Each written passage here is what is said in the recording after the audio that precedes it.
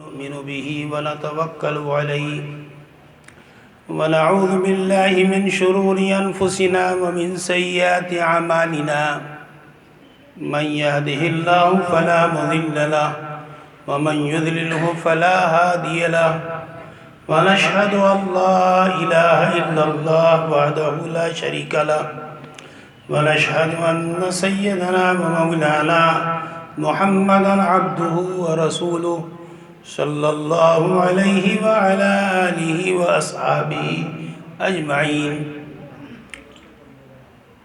محترم بزرگوں اور دوستو،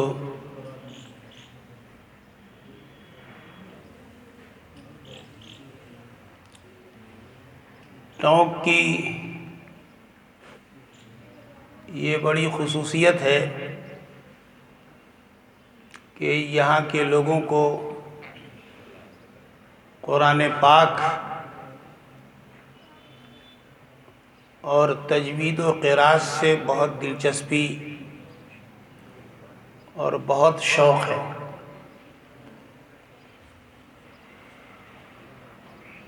اصل میں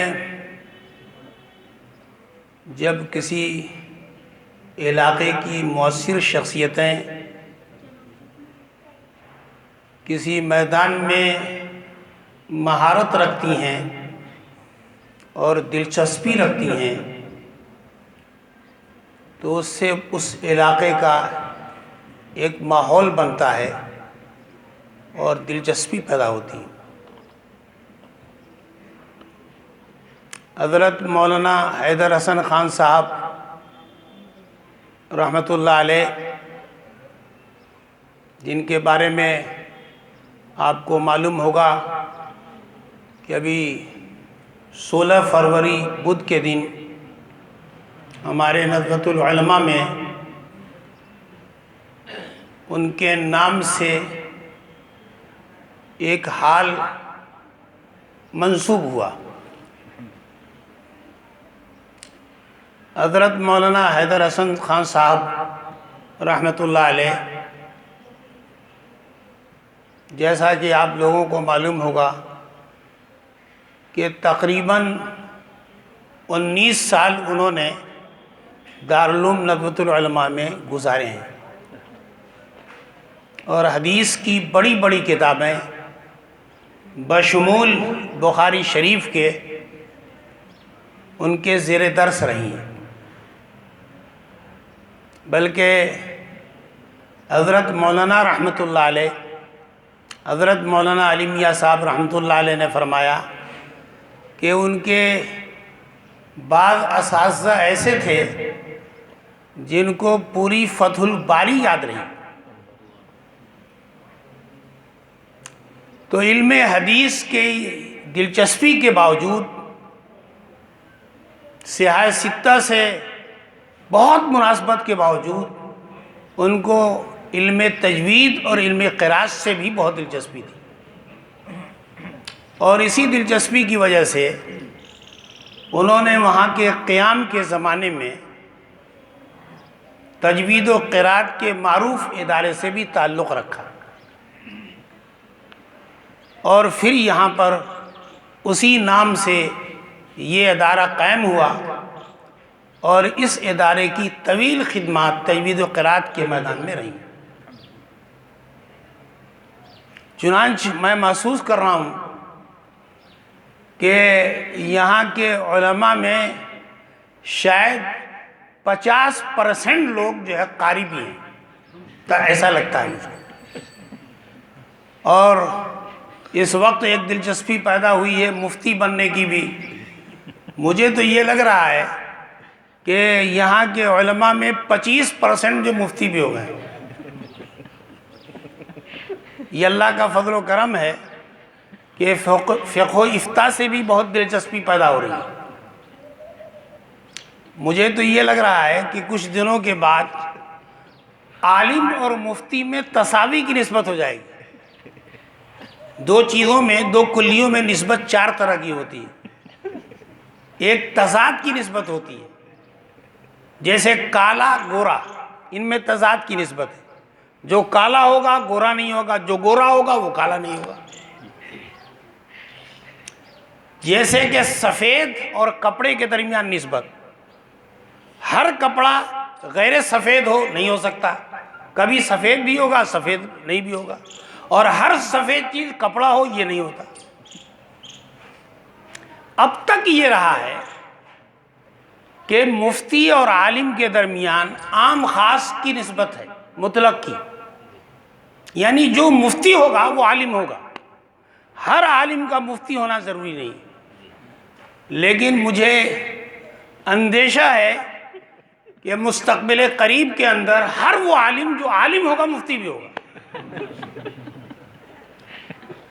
کاش یہ صرف ٹائٹل کی حیثیت میں باقی نہ رہے، بلکہ اس میں مہارت کے اعتبار سے بھی پیدا ہو جائے۔ جیسے آپ لوگوں کو علم تجوید اور قراءت سے دلچسپی ہے، وہ تو اشرف العلوم ہے، قرآن کا علم اشرف العلوم ہے، اس میں تو کوئی شبہ نہیں۔ یہ آپ حضرات جانتے ہوں گے کہ حضرت جبریل علیہ السلام اللہ رب العزت کے حکم سے وحی لے کر 24,000 بار رسول اللہ صلی اللہ علیہ وسلم کے پاس آئے ہیں، 24,000۔ باقی کسی کی ہاں 10 بار آئے، بہت آئے تو 400 بار آئے، لیکن حضرت جبریل علیہ السلام اللہ کے رسول صلی اللہ علیہ وسلم کے پاس 24,000 بار آئے۔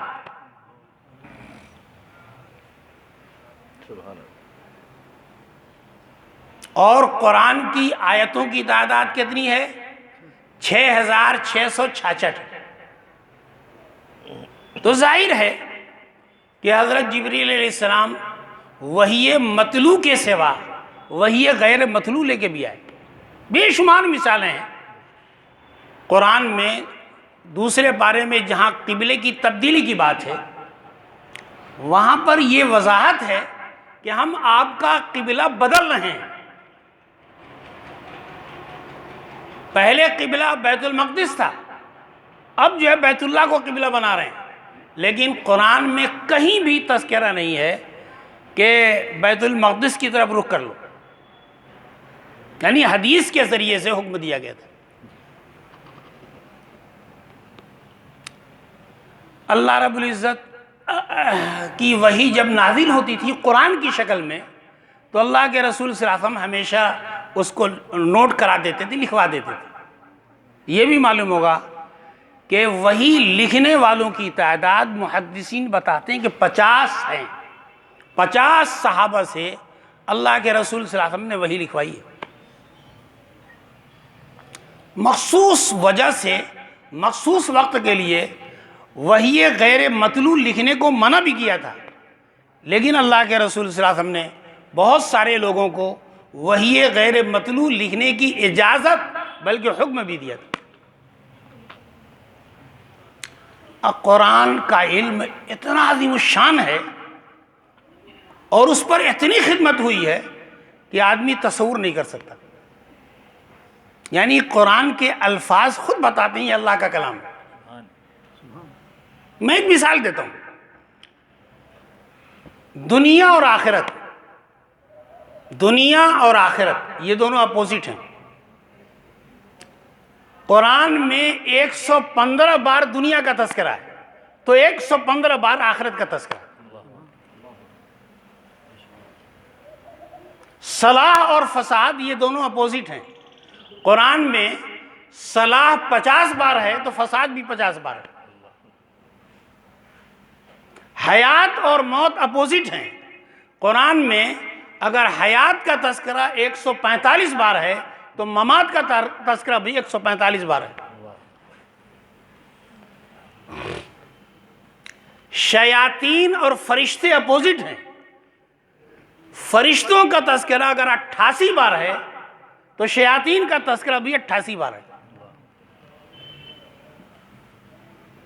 مرد اور عورت اپوزٹ ہیں تو قرآن میں اگر مرد کا تذکرہ 24 بار ہے تو عورت کا تذکرہ بھی 24 بار ہے۔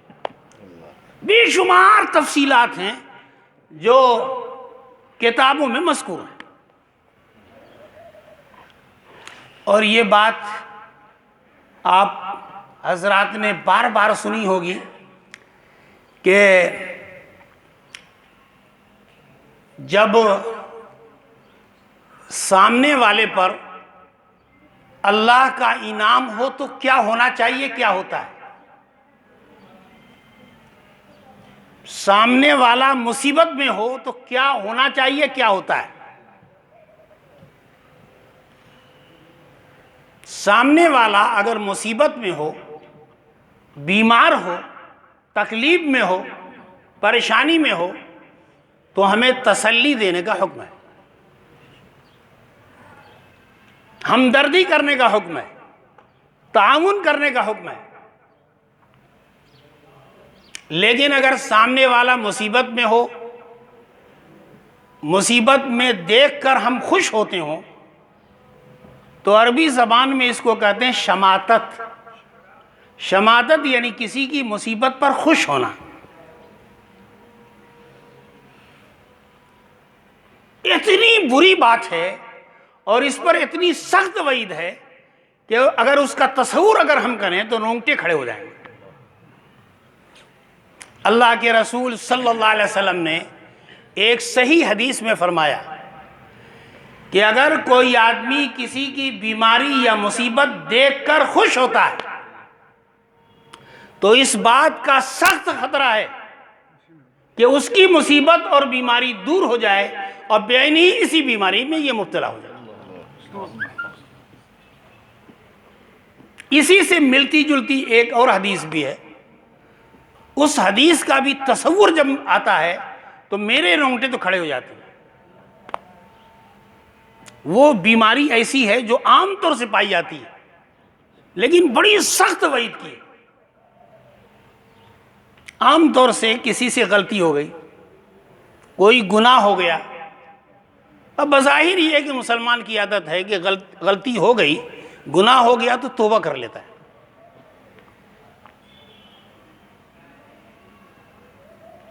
ترمذی شریف کی روایت ہے، من ایر اخاہ بذنب لم یمت حتی یعملہ۔ امام ترمذی نے ایک جملہ بڑھا دیا، بذنب قد تاب من، حدیث میں نہیں ہے۔ حدیث میں تو صرف اتنا ہے جو میں نے سنایا کہ من ایر اخاہ بذنب لم یمت حتی یعملہ، کہ اگر کسی سے کوئی غلطی ہو گئی، کوئی گناہ ہو گیا اور آپ اس کو رسوا کر رہے ہیں، بدنام کر رہے ہیں، پرچار کر رہے ہیں تو مر ہی نہیں سکتے یہاں تک کہ اس گناہ کا خود ارتکاب نہ کر لیں۔ کتنی سخت وعید۔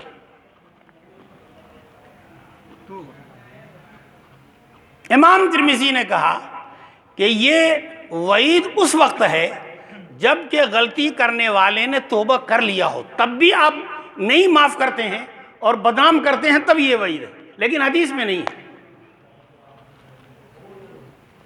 تو یہ تو سامنے والا جب مصیبت میں ہو، بیماری میں ہو تو یہ کرنا ہے، لیکن جب سامنے والا ترقی میں ہو، اس پر اللہ کا انعام ہو رہا ہو، خوشحالی میں ہو، تو کیا ہونا چاہیے اور کیا ہوتا ہے؟ ہوتا تو یہ ہے کہ ہم کو بڑی جلن ہوتی ہے۔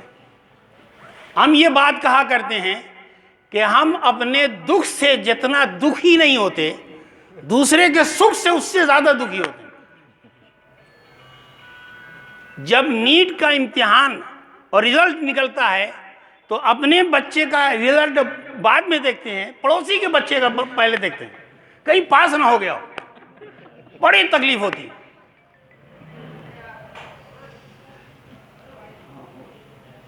یہ صحیح نہیں ہے۔ حدیث میں اس کو کہا گیا حسد، جلنا۔ سامنے والے پر اللہ کا انعام ہو تو انعام دیکھ کر جلن محسوس ہو، برا لگے، تکلیف محسوس ہو، اس کو حسد کہتے ہیں۔ حدیث سے معلوم ہوتا ہے کہ حسد کسی صورت میں کسی انعام پر جائز نہیں، کسی انعام پر جائز ہی نہیں ہے۔ حسد سے ملتی جلتی ایک چیز ہے جس کو عربی زبان میں غبطہ کہتے ہیں اور اردو زبان میں رش کرنا کہتے ہیں۔ حسد کا مطلب سامنے والے کا انعام دیکھ کر یہ تمنا ہونا کہ یہ انعام چھن جائے، یہ حسد ہے، اور یہ تمنا ہونا کہ یہ نعمت اس کی باقی رہے بلکہ بڑھ جائے اور اسی طرح کی نعمت ہم کو بھی مل جائے، یہ ہے رشک کرنا۔ رشک کرنا سامنے والے پر واقعی اگر اللہ کا انعام ہو، دنیا والوں کی نگاہ میں نہیں، واقعی اللہ کا انعام ہے، تو رشک کرنا نہ صرف جائز بلکہ حدیث سے معلوم ہوتا ہے کہ کہیں کہیں مطلوب بھی ہے، اس کی ترغیب دی گئی ہے۔ اور حدیث میں مثال کے طور پر 2 کی مثال دی گئی ہے۔ مثال نمبر 1، اللہ کے رسول صلی اللہ علیہ وسلم فرماتے ہیں کہ اللہ نے اگر کسی کو دولت دی اور اس دولت کا وہ صحیح استعمال کر رہا ہے، زکوٰۃ بھی دے رہا ہے، خیر کے کام میں خرچ بھی کر رہا ہے، مکمل صحیح اس کا استعمال ہے، تو اس کی دولت دیکھ کر یہ تمنا ہونا کہ اس کی دولت باقی رہے، اللہ رب العزت ہم کو بھی دولت عطا فرمائیں اور ہم بھی اسی کی طرح صحیح اس کا استعمال کریں، یہ نہ صرف جائز ہے بلکہ پسندیدہ ہے۔ اور اس سے پہلے حضرت نے ایک دوسری مثال دی۔ مثال یہ دی کہ ایک آدمی کو اللہ نے قرآن کا علم دیا ہے، قرآن بہت اچھا پڑھتا ہے، بہت شاندار پڑھتا ہے، بلکہ بعض روایتوں کے الفاظ میں قرآن کی دعوت بھی دیتا ہے، قرآن کے مطابق عمل بھی کرتا ہے، قرآن کے مطابق فیصلے بھی کرتا ہے، قرآن کی جملہ خدمت کرتا ہے، قرآن پر عمل کرنے والا ہے، قرآن کو صحیح پڑھنے والا ہے۔ فرمایا اگر اس کے قرآن کے علم کو دیکھ کر یہ تمنا پیدا ہو کہ اس کی یہ نعمت باقی رہے، اسی طرح قرآن کا علم ہم کو بھی دے دیں، تو یہ نہ صرف جائز ہے بلکہ پسندیدہ ہے۔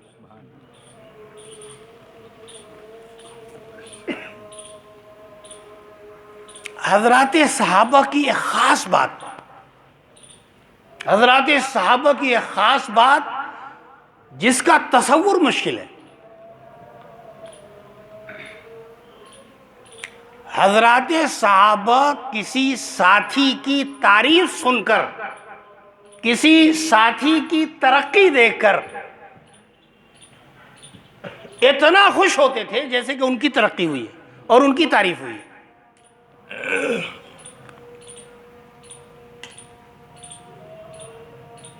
یہ بڑا دل گردے کی بات ہے کہ کسی نے بہت اچھا قرآن پڑھا اور لوگوں نے اس کی تعریف کی تو دوسرا قاری خوش ہو جائے کہ میرے ساتھی کی تعریف ہوئی ہے۔ بہت مشکل ہے، بہت مشکل ہے۔ لیکن میں اس کی مثال صحابہ میں جانتا ہوں، صحابہ میں جانتا ہوں، صحیح حدیث میں ہے۔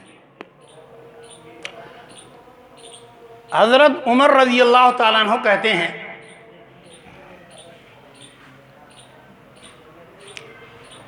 کہ اللہ کے رسول صلی اللہ علیہ وسلم عشاء کے بعد حضرت ابو بکر سے ملی مسئلے میں مشورہ کرتے تھے، اب میں بھی دونوں بزرگوں کے ساتھ خادمانہ بیٹھ جاتا تھا۔ ذرا ادب دیکھیے حضرت عمر کا، کیا فرماتے ہیں؟ ہم لوگ ہوتے تو ہم کہتے کہ کابینہ کے ہم بھی مستقل ممبر تھے، نہیں فرمایا، کیا کہا؟ اللہ کے رسول صلی اللہ علیہ وسلم حضرت ابو بکر سے ملی مسائل پر مشورہ کرتے تھے، میں بھی دونوں بزرگوں کے ساتھ خادمانہ بیٹھ جاتا تھا۔ ایک دن مشورے کی مجلس ختم ہوئی، ہم تینوں حضرت کے بیت سے گھر سے نکلے، مسجد نبوی میں کوئی صاحب قرآن پڑھ رہے تھے، بڑا شاندار قرآن پڑھ رہے تھے، بہت عمدہ قرآن پڑھ رہے تھے۔ محمد الرسول اللہ صلی اللہ علیہ وسلم دیر تک ان کا قرآن سنتے رہے، دیر تک قرآن سننے کے بعد فرمایا کہ جو قرآن کو اس طرح سننا چاہے جیسا کہ اللہ کے یہاں سے جس لہجے میں اترا ہے، اسی طرح تازہ اسی طرح اگر اترا ہے جیسے اللہ کے یہاں سے اترا اس طرح سننا چاہے ان کی قرات کو سن لے، بالکل بینی اسی طرح قرآن اترا۔ حضرت عمر فرماتے ہیں رضی اللہ عنہ کہ یہ تعریف میرے ایک دوست کی، ایک ساتھی کی، ایک صحابی کی، ایک مسلمان کی تھی، مجھے اتنی خوشی ہوئی کہ خوشی کے مارے رات بھر نیند نہیں آئی، خوشی کے مارے نیند نہیں آئی۔ میں کوئی قصہ کہانی نہیں بتا رہا ہوں، حدیث کی بات بتاتا ہوں۔ حضرت عمر فرماتے ہیں کہ خدا خدا کر کے رات بیتی، فجر کی نماز ہوئی، سیدھے اس پڑھنے والے بزرگ حضرت عبداللہ ابن مسعود ابن غافل ابن حبیب الحزلی صحابی رسول کے گھر پہنچا، گھنٹی بجائی، وہ باہر نکلے، پردہ کرا کر اندر لے گئے۔ اندر میں گیا تو کیا منظر دیکھا کہ حضرت ابو بکر پہلے سے بیٹھے ہوئے ہیں اور رات کا تعریفی جملہ سنا کے فارغ ہو چکے ہیں۔ مجھے یقین ہو گیا کہ خیر کے مسئلے میں حضرت ابو بکر سے آگے بڑھنا ممکن ہی نہیں۔